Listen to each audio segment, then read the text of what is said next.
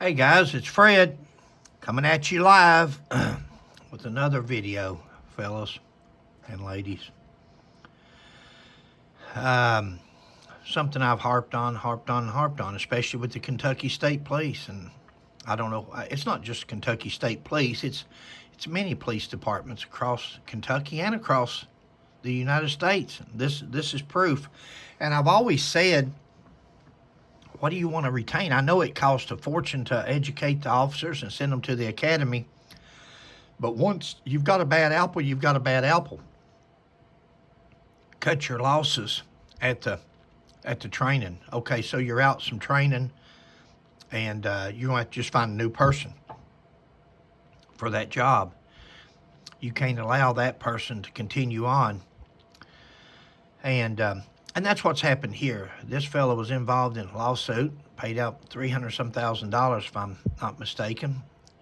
Then he does the same thing again, gets another lawsuit. So, but besides that, listen how many people he shot during the last 3 or 4 years. And this is unbelievable. This is unacceptable. This is not nothing for me. I'm not worried about this happening to me. Probably never will, but it could happen to you or somebody you know. And that's what we've got grandchildren that's growing up. If this continues on like it is, someday our grandchildren may be subjected to this type of treatment. Anyway, watch the video and we'll talk throughout. My gut just tells me when you've been involved in this many incidents of violence that probably there's other professions that you should probably seek. Tonight, Kansas City's police department is settling another lawsuit involving the same officer. In this latest lawsuit, a woman will be awarded $65,000 after she accused Officer Blaine Newton of assault.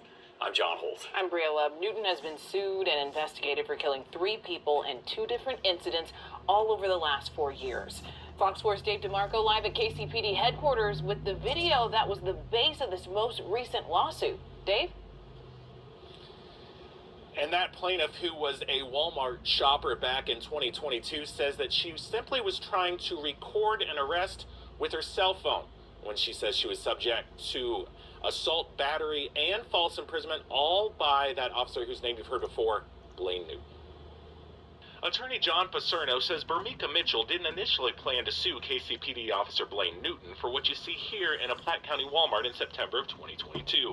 But then she'd learn more about the officer's alleged history the next summer, when he shot 2 people and injured a third as he came upon someone in a van pointing a gun at another vehicle near 31st Street and Van Brunt. It was the same officer that sparked protest in 2020, when he shot and killed Donnie Sanders. Investigators later said Sanders was not armed during the incident. Newton was not charged in the case. And later... Not armed. She shot and killed that guy, homeless person. Not armed, not charged. Not counting the other ones that he was involved in. The same year, he was captured on video putting his knee on a pregnant woman's back. Just think of the numbers of officers that go their entire career and don't discharge their firearm, or the number of officers that go their entire career and don't kill anyone. And here you have an officer who was admittedly, shot and killed 3 different people. The situation at the Platte County Walmart left life-altering, but Paserno says it still never should have happened. Mitchell witnessed an arrest in the parking lot. There was a lot of commotion, a lot of noise. She didn't think what was happening was right, so she began to videotape what was going on with her cell phone. She proceeded to live stream as she entered Walmart. That's when someone in plainclothes, who she says she had no idea was associated with the store, told her to stop. When she didn't, Officer Blaine Newton escorted her to an office. He then puts her in a non-KCPD approved restraint maneuver with his hand and arm under her arm and shoulder and a twisting motion, and then escorts her through the store, through the vestibule, and to the loss prevention officer. The Office of Community Complaints recommended an excessive use of force complaint be sustained.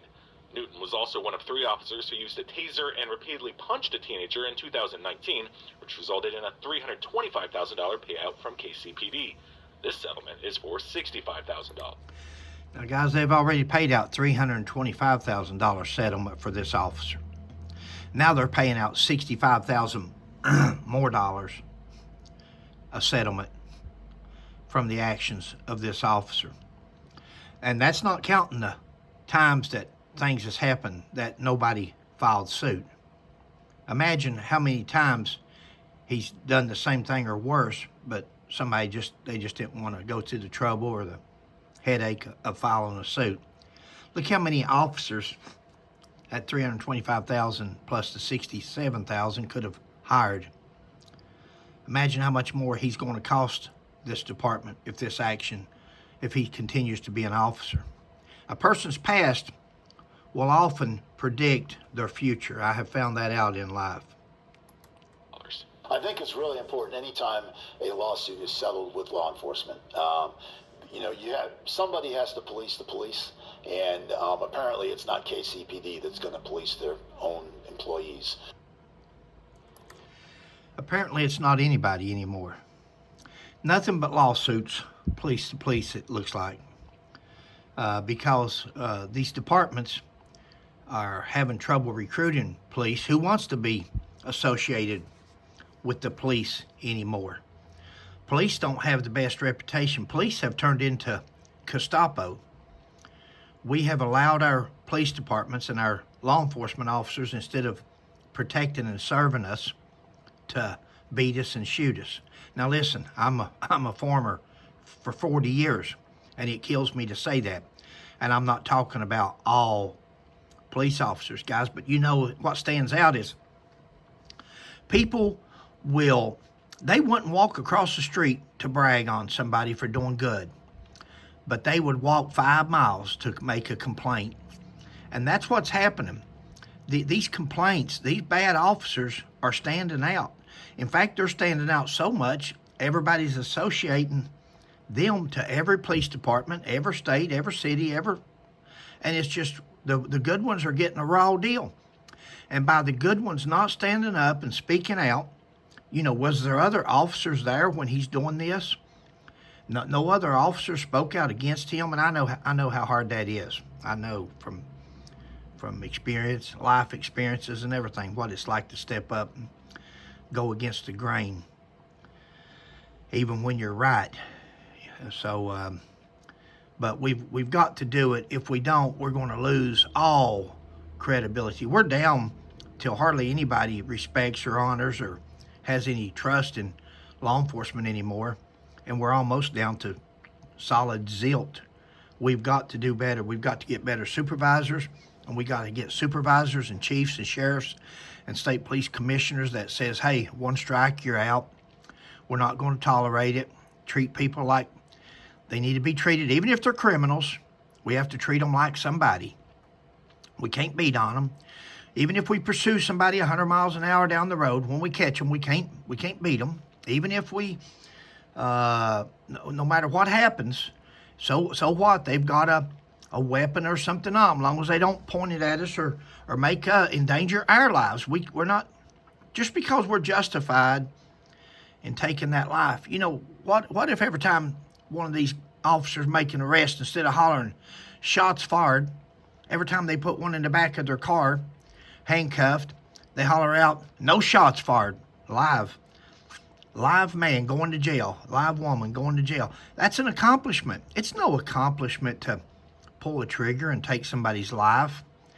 If that builds somebody's ego or somebody, then you're not thinking correctly. If you're wanting to see how many notches you can get in your belt, this man shot 3 people.